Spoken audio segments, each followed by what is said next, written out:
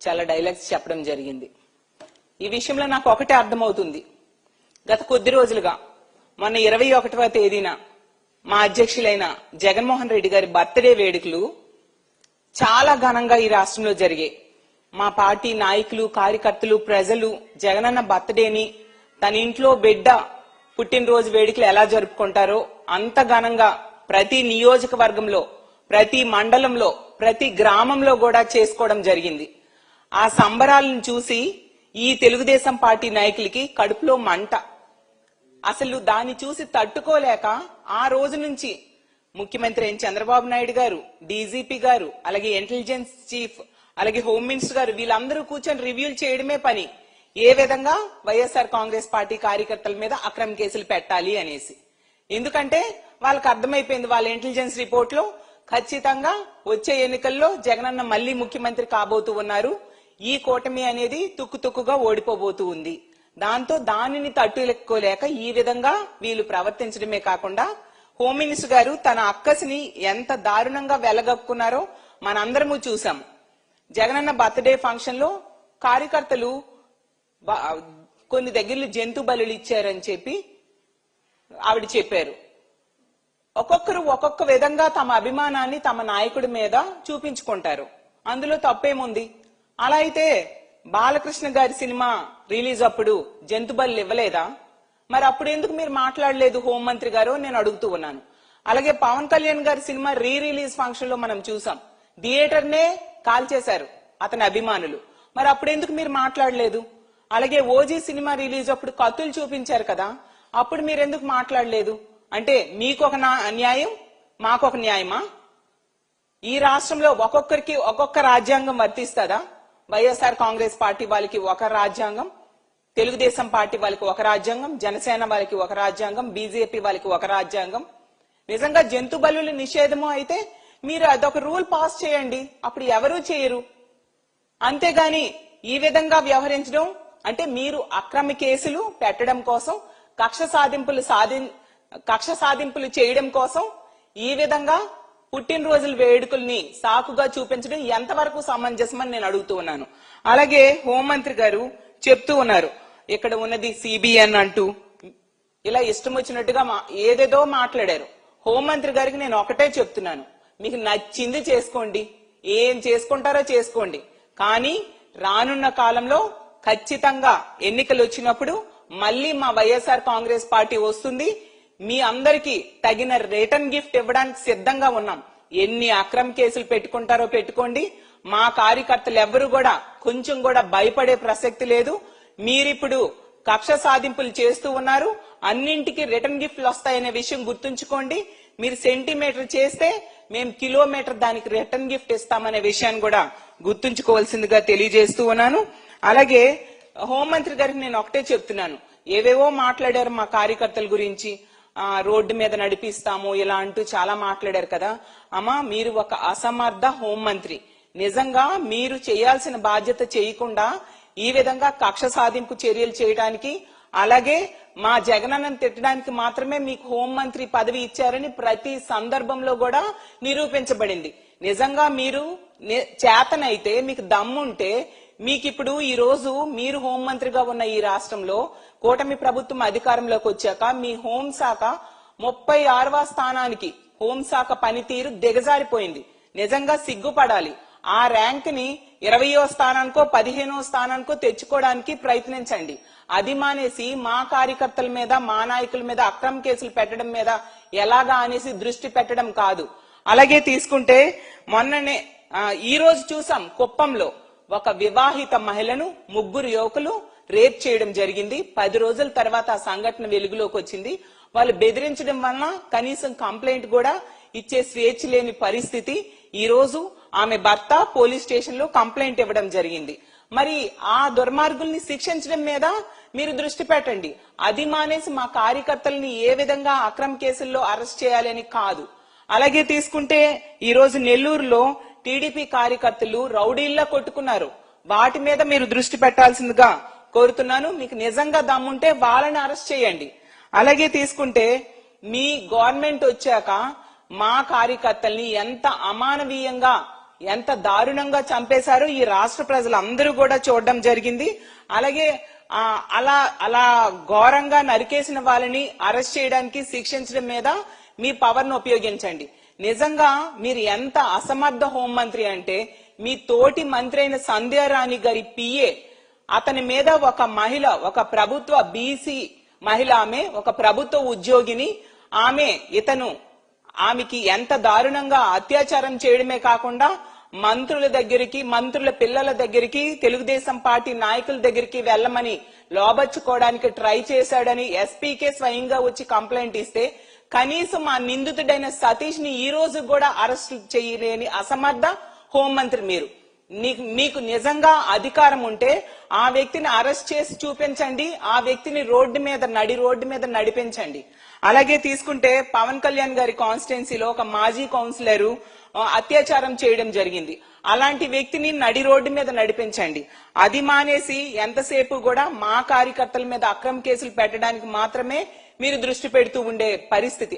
అసలు ఈ రప్పా రప్పా డైలాగ్ ఎక్కడి నుంచి వచ్చింది, ఏ సినిమా నుంచి వచ్చింది ఒకసారి గుర్తు తెచ్చుకోండి. అలాగే అసలు బాలకృష్ణ గారి సినిమాలో, పవన్ కళ్యాణ్ గారి సినిమాలో వాళ్ళు పెట్టిన డైలాగ్స్ ఏంటి, అవి సమాజం మీద ఎటువంటి ప్రభావం చూపిస్తాయి అనే విషయాన్ని మీరు మర్చిపోతున్నారా? వాటిని కంట్రోల్ చేయడానికి ముందు ప్రయత్నించండి. అసలు 2029 ఎన్నికల తర్వాత మీ అడ్రస్ ఎక్కడుంటుందో ప్రజలు నిర్ణయిస్తారు. ఏ విధంగా మీకు బుద్ధి చెప్పాలో అనే విషయాన్ని కూడా ప్రజలు నిర్ణయిస్తారు. ఖచ్చితంగా మీరు చేస్తున్న తప్పుడు కార్యక్రమాలన్నింటికి కూడా రిటర్న్ గిఫ్ట్ తీసుకోవడానికి సిద్ధంగా ఉండాలని తెలియజేస్తూ ఉన్నాను. అలాగే తీసుకుంటే సైకోలు అంటూ ఇష్టం వచ్చినట్టుగా మాట్లాడారు కదా. అసలు సైకోలు ఎవరమ్మా? మీ ఐటీడీపీ కార్యకర్తలు. ఎందుకంటే ఆ రోజు తీసుకుంటే గీతాంజలి అనే మహిళ తనకి ఇళ్ల పట్టా జగనన్న ఇచ్చారని చెప్పి సంతోషంగా తన ఆనందాన్ని వ్యక్తం చేస్తే ఆమె మీద దారుణంగా ట్రోల్ చేసి ఆమె ఆత్మహత్య చేసుకున్నంత వరకు కూడా వదలలేదు. అలాంటి సైకోలు మీ తెలుగుదేశం పార్టీ కార్యకర్తలు, ఐటీడీపీ కార్యకర్తలు. అలాగే తీసుకుంటే 9 సంవత్సరాల అమ్మాయిని జగనన్న మీద అభిమానం ఈ మధ్యనే చూపిస్తే ఆమె ఎంత దారుణంగా ట్రోల్ చేయడమే కాకుండా తల్లిని కూడా మార్చేశారు. అలాంటి సైకోలు ఉన్న పార్టీ మీ తెలుగుదేశం పార్టీ. ఇలాంటి వాళ్ళని మీరు రక్షిస్తూ మళ్ళీ తిరిగి మా పార్టీ వాళ్ళని అనడం ఎంతవరకు సమంజసం అని తెలియజేస్తూ ఉన్నాను. అలాగే కదిరి సంఘటనలో కూడా ఆ రోజు ఆ గర్భిణీ మీద తన్నిన పరిస్థితి మా వైఎస్ఆర్ కాంగ్రెస్ పార్టీ కార్యకర్త కాదు అని అతని కుటుంబ సభ్యులు చెప్పడం జరిగింది. స్వయంగా అతని అక్క కూడా చెప్పడం జరిగింది. అసలు రాయలసీమ ఏరియా అంతటికి ఒకే ఒక జనసేన ఎంపీటీసీ ఉన్నారు, అతను కూడా చెప్పాడు ఆ వ్యక్తి, ఆ గర్భిణిని తనిన వ్యక్తి ఆ జనసేన కార్యకర్త అని చెప్పేసి.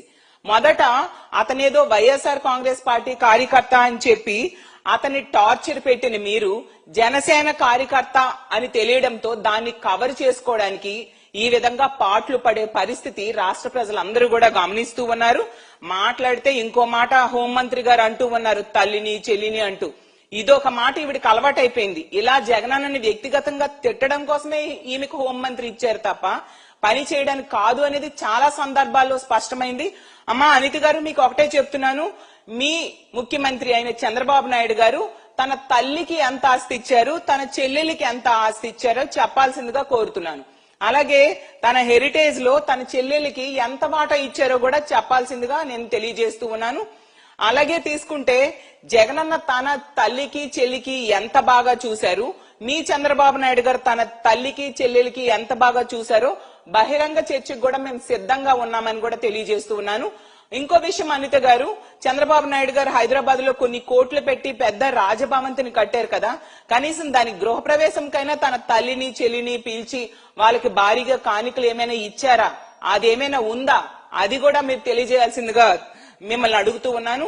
ఎందుకు ఇలా పచ్చి అబద్ధాలు మాట్లాడుతూ లేని విషయాలను చెప్తూ ప్రజల్ని మభ్య పెట్టడానికి నిత్యం ప్రయత్నిస్తూ ఉంటారు? మీకు ఇచ్చిన తన తల్లికి ఎంత ఆస్తి ఇచ్చారు, తన చెల్లెలికి ఎంత ఆస్తి ఇచ్చారో చెప్పాల్సిందిగా కోరుతున్నాను.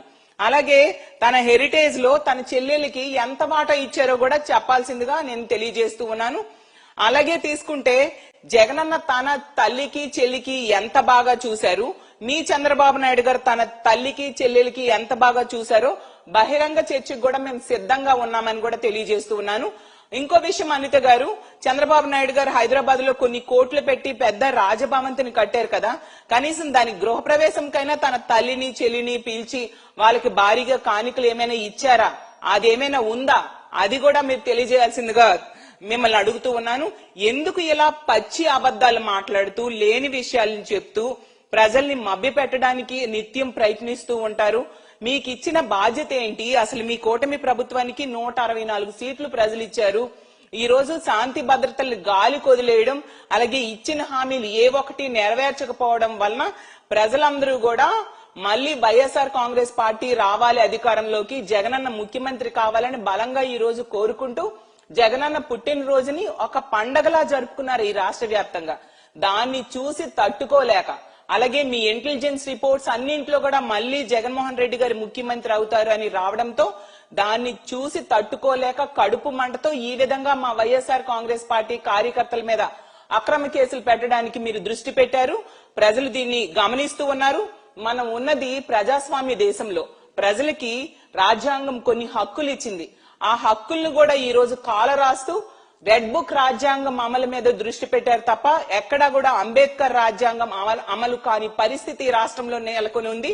ముందుగా మీరు చేయాల్సిన పని, మన ర్యాంక్ ని 36వ ర్యాంక్ అని కేంద్ర హోంశాఖ నివేదిక ఇచ్చింది కదా, దాన్ని తగ్గించడానికి ప్రయత్నించండి. రెండోది, అమిత్ షా గారు లెటర్ రాశారు కదా మొన్న చంద్రబాబు నాయుడు గారికి, మన ఎమర్జెన్సీ కాల్ సెంటర్ 112 కాల్ చేస్తే 26 నిమిషాలు పడుతుంది అని చెప్పారు కదా, మీరు తగ్గించుకోండి. నేషనల్ యావరేజ్ అది 18 నిమిషాలుగా ఉంది. గతంలో జగన్మోహన్ రెడ్డి గారి టైంలో కేవలం 3 నుంచి 5 నిమిషాల్లో ఎమర్జెన్సీ కాల్ సెంటర్ కాల్ చేస్తే పోలీసులు వచ్చి వాళ్ళని రక్షించేవారు. ఈ రోజు ఇలాంటి దారుణమైన పరిస్థితులు ఉన్నాయి. ఆ ఎమర్జెన్సీ కాల్ సెంటర్ కి కాల్ చేస్తే పోలీసులు అటెండ్ అయ్యే టైం ని కూడా తగ్గించుకొని ఈ రాష్ట్రంలో ఉన్న మహిళలకి ప్రజలకి రక్షించడం మీద మీరు దృష్టి పెట్టాల్సిందిగా కోరుతున్నాను. అలాగే మీ చంద్రబాబు నాయుడు గారి సొంత సర్వేలో కూడా మీ హోంశాఖ డీ ఫంక్షనింగ్ అని వచ్చింది. నిజంగా ఇంత దారుణంగా హోంశాఖ బాధ్యతల్ని గాలి కొదిలేసి మా జగనన్నని, జగనన్న కుటుంబ సభ్యుల్ని తిట్టడం మీదే మీరు దృష్టి పెడుతూ ఉన్నారు. ఎప్పటికైనా బుద్ధి తెచ్చుకొని రాష్ట్రంలో శాంతి భద్రతల పరిరక్షణ మీద దృష్టి పెట్టండి అని తెలియజేస్తూ ఉన్నాను. మీరు ఎన్ని అక్రమ కేసులు పెట్టినా మా వైఎస్ఆర్ కాంగ్రెస్ పార్టీ కార్యకర్తలు ఒక ఇంచు కూడా భయపడని పరిస్థితి. రానున్న రోజుల్లో మళ్ళీ మా జగనన్నని ముఖ్యమంత్రి చేసుకుంటాం. ఈ రాష్ట్రంలో సుపరిపాలన ఎలా ఉంటుందో కూడా మేము చూపించబోతున్నామని తెలియజేస్తున్నాం.